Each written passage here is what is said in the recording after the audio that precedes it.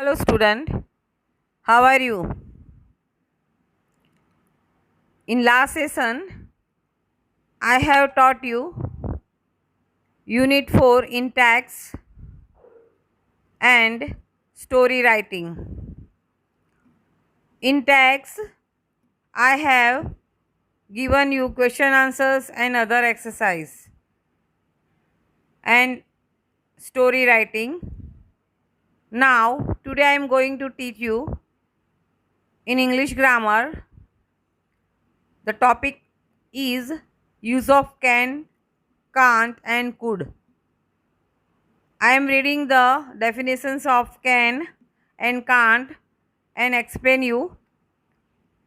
First definition, કોઈ વ્યક્તિ કોઈ ક્રિયા કરી શકે છે એટલે કે તે ક્રિયા કરવા માટે તે શક્તિમાન કે સમર્થ છે, એટલે મીન્સ કે કાર્યક્ષમતા તેનામાં છે કાર્ય કરવાની, એવો અર્થ દર્શાવવા માટે મૂળ ક્રિયાપદની આગળ કેન સહાયકારી ક્રિયાપદનો પ્રયોગ થાય છે. કેન શબ્દ કાર્ય કરવાની શક્તિ અર્થાત એબિલિટી કે કેપેસિટીનો અર્થ દર્શાવે છે. એની રચના છે ક્રિયાપદની રચના કેન વત્તા ક્રિયાપદનું મૂળ રૂપ. કેન વત્તા રીડ એટલે કેન રીડ એમ બોલાશે. કેન સ્પીક તો કેન સ્પીક બોલાશે. તમારામાં કોઈ પણ કાર્ય કરવાની કાર્યક્ષમતા હોય તો તમે તમારે પ્રશ્ન પૂછો ત્યારે પહેલાં કેનથી પ્રશ્ન પૂછીએ છીએ અને એને આપણે અંગ્રેજીમાં કાર્ય કરવાની શક્તિને અંગ્રેજીમાં એબિલિટી કહેવાય છે અને કેપેસિટી કહેવાય છે. ડુ અન્ડરસ્ટેન્ડ પ્રોપરલી બેટા? નાવ ડેફિનેશન 2. પ્રશ્ન વાક્ય બનાવવા માટે કેનનો વાક્યની શરૂઆતમાં મૂકવામાં આવે છે. નકાર વાક્ય બનાવવા માટે કેન નોટનો ઉપયોગ થાય છે, જે કરતા પછી આવે છે. કરતા એટલે બેટા તમે, હું, આપણા નામ અથવા તો સરોનામ, આઈ, વી, યુ, હી, સી, ઇટ, દે. સમજ્યા પડી ગઈ? એને કરતા કહેવાય છે. કેન નોટનું ટૂંકું રૂપ કેન્ટ થાય છે. કોઈ ક્રિયા કરવા માટે કરતા અશક્તિમાન છે, મીન્સ કે કાર્યક્ષમ નથી, એ કાર્ય કરી શકતું નથી એમ દર્શાવવું હોય ત્યારે કેન નોટનો ઉપયોગ થાય છે. કેન નોટ શબ્દ હંમેશા સાથે જ લખાય છે. કેન નોટ આમ બે શબ્દ છૂટા લખી શકાતા નથી. કેનથી પ્રશ્ન પૂછવો હોય તો હકારમાં યસ આઈ કેન એમ લખાય છે અને નકારમાં નો આઈ કાન્ટ. મીન્સ એનું ઉદાહરણ છે can you drive a car, તો હકારમાં યસ આઈ કેન અને નકારમાં નો આઈ કાન્ટ. સમજ પડી ગઈ? Use of can for seeking permission. તમે અત્યારે જે વાંચ્યું અને સમજ્યા એ તમે તમારામાં એબિલિટી અને કેપેસિટી કાર્ય કરવાની છે કે નહીં એ મેં તમને એ સમજાવ્યું. હવે તમને પરમિશન માટે, પરવાનગી મેળવવા અને માગવા માટે તમને આ કેન સમજાવી રહી છું. વાક્ય રચના પહેલાં કેન આવશે, પછી કરતા આવશે, ક્રિયાપદનું મૂળ રૂપ આવશે. પરવાનગી માગવા માટે પણ કેનનો ઉપયોગ પહેલાં થાય છે. Can Rashmi read A letter? તો હકારમાં લખી શકીશું આપણે યસ શી કેન અને નકારમાં નો શી કાન્ટ. હવે હું તમને યુઝ ઓફ કુડ સમજાવું છું. ભૂતકાળમાં કરતા કોઈ ક્રિયા કુડ એટલે બેટા કેનનું ભૂતકાળ થાય છે. કેનનું ભૂતકાળ કુડ, જેમ વિલનું વુડ, શેલનું શુડ. સમજ પડી ગઈ બેટા? એવી રીતે કેનનું ભૂતકાળ છે કુડ, COULD કુડ. ભૂતકાળમાં કરતા કોઈ ક્રિયા કરી શક્યો તે દર્શાવવા, મીન્સ કે ભૂતકાળમાં કરી દીધી છે એમ તે દર્શાવવા માટે ક્રિયાપદની આગળ કુડનો ઉપયોગ થાય છે. ભૂતકાળમાં કરતા કોઈ ક્રિયા કરી શક્યો નહીં તે દર્શાવવા ક્રિયાપદની રચના કુડ નોટ. ક્રિયાપદનું મૂળ રૂપ કુડન્ટ એ કુડ નોટનું ટૂંકું રૂપ છે. કુડન્ટ પણ લખી શકાય છે અને ફૂલ ફોર્મમાં કુડ નોટ પણ તમે લખી શકો છો. There was a lot of noise. I ખાલી જગ્યા અને બ્રેકેટમાં તમને હિયર આપી છે તો તમે એમ લખી શકશો I could not hear because of a lot of noise. There was no traffic on the highway. Highway પર એમ કે જરા પણ ટ્રાફિક નહોતું. બ્રેકેટમાં છે ડ્રાય, તો I could dry my car fast. મેં બે રીતે વાંચ્યું, એક નકારનું વાક્ય વાંચ્યું અને એક હકારમાં વાંચ્યું. સમજ્યા પડી ગઈ બેટા? હા, તો કઈ ક્રિયા તમે કરી શકો છો એના માટે કુડ અને ક્રિયાપદ આવશે. ફક્ત નથી કરી શકતા એના માટે કુડ નોટ આવશે. ખ્યાલ આવી ગયો બેટા? એની એક્સરસાઇઝ મેં લખી છે. Answer the questions. Can you ride a bicycle? બંને રીતે મેં તમને સમજાવ્યું છે. Yes I can, no I can, can not અથવા I can't. Can you play the flute? Yes I can, no I can not અથવા I can't. Can you count count stars in the sky? No I can't. એમાં ફક્ત નકારમાં જ લખાશે, કારણ કે તમે કે અમે બધા કોઈ પણ આકાશમાં તારાને આપણે ગણી શકતા નથી. It is impossible. So only you write down the answer in negative. No I can't. Can you hear with your ears? Yes I can. Can you write with your leg? No I can't. પગથી લખાય બેટા? ના લખી શકાય. એટલે આપણે નકારમાં જવાબ આવશે no I can't. Can Rahul use your mobile? Yes he can. No he can not. Can Urmila buy a new dress aunty? Yes she can. No she can't. I had no key. I dash the door. બ્રેકેટમાં open આપ્યું છે, તો એમાં તમે ભૂતકાળમાં લખશો I could not open the door. Lalita was very busy. બ્રેકેટમાં લખશો, બ્રેકેટમાં ફોન આપ્યું છે, તો so she could not phone મી. સમજણ પડી ગઈ બેટા? આગળ એક્સરસાઇઝ 2 મેં લખી છે, fill in the blanks with can, can't and could. તમારે વિચારીને એના જવાબ લખવાના છે.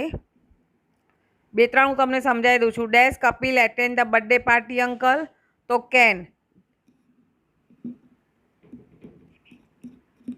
The blind dash cross the road? The blind can't cross the road. Dash the dumb speak? Can the dumb speak? Dumb એટલે બેટા મૂંગું માણસ જે બોલી ના શકે. Can the dumb speak? The deaf hear the music?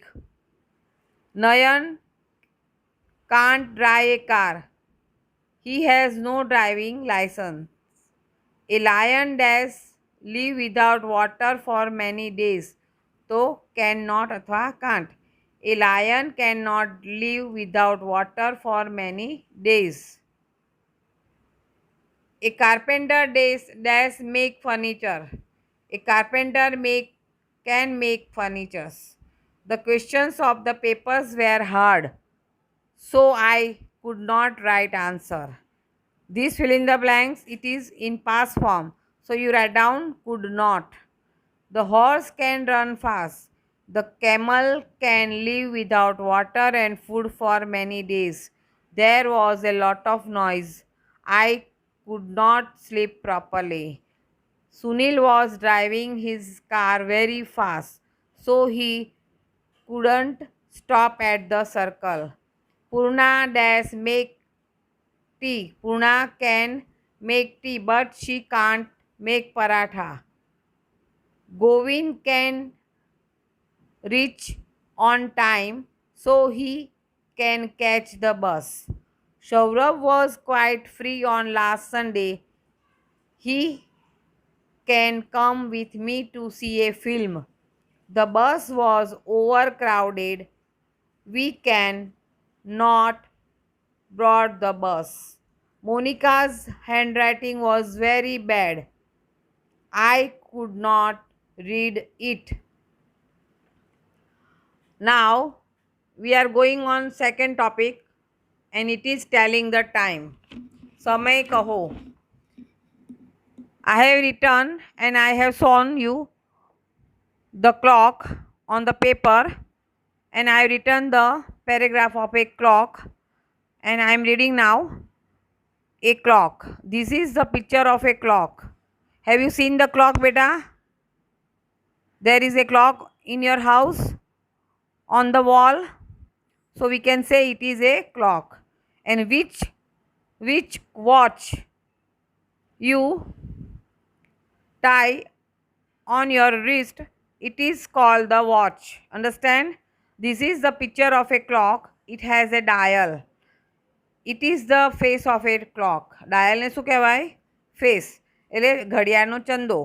There are 12 numbers on the dial. Do you understand properly? Have you seen that 12 numbers? 1, 2, 3, 4, 5, 6, 7, 8, 9, 10, 11, 12. So there are 12 numbers on the dial. It has 3 hands. 3 hands એટલે આપણા હાથ છે, that is not. અહીંયા handsને કાંટા કહેવાય. શું કહેવામાં છે? કાંટા. The small hand is an hour hand. નાનો જે કાંટો છે એને આપણે કલાકનો કાંટો કહીએ છીએ. It is in English we can say an hour hand, or small hand we can say. The big hand is a minute hand. It is big. So we can say it is a big hand.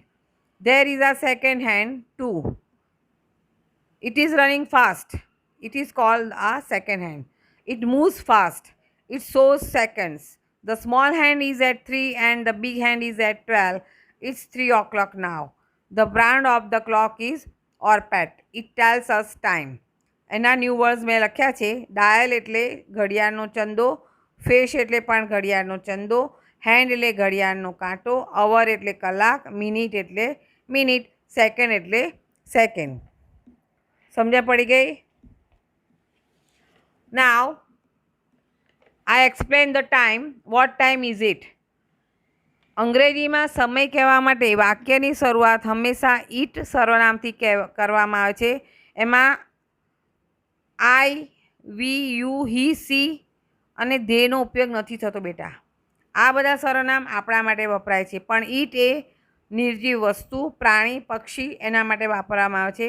So here we use for time it pronounce. Do understand properly?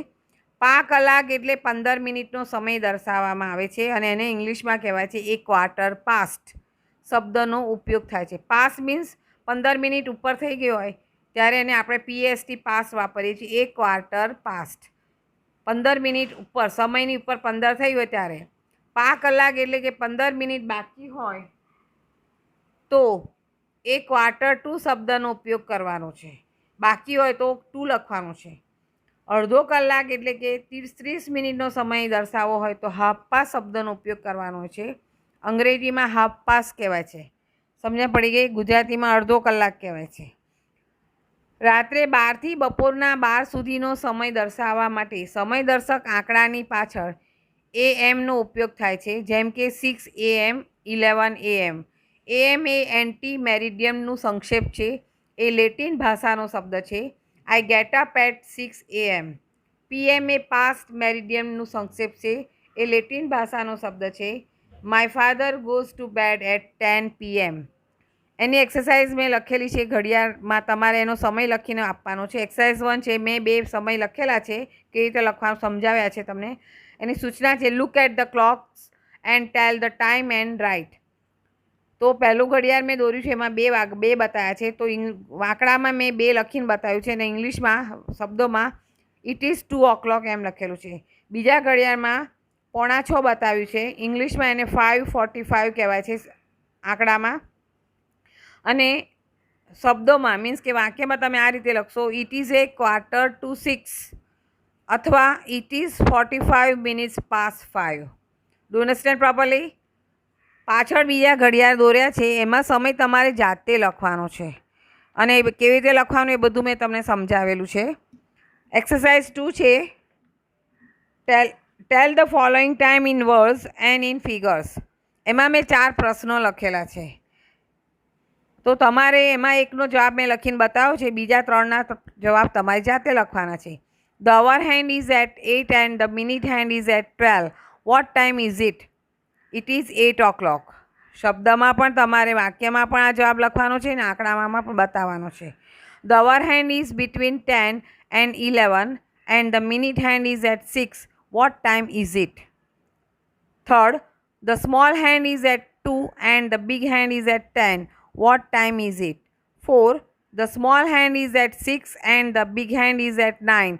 What time is it? Now listen here, your first semester syllabus is over in grammar and in text also. So now in next session I will take the revision of text. Unit 1, 2, 3, 4. You have to learn properly question answers, fill in the blanks, new words, meanings, opposite words, everything which exercise I have done in the classwork and I have given in the homework.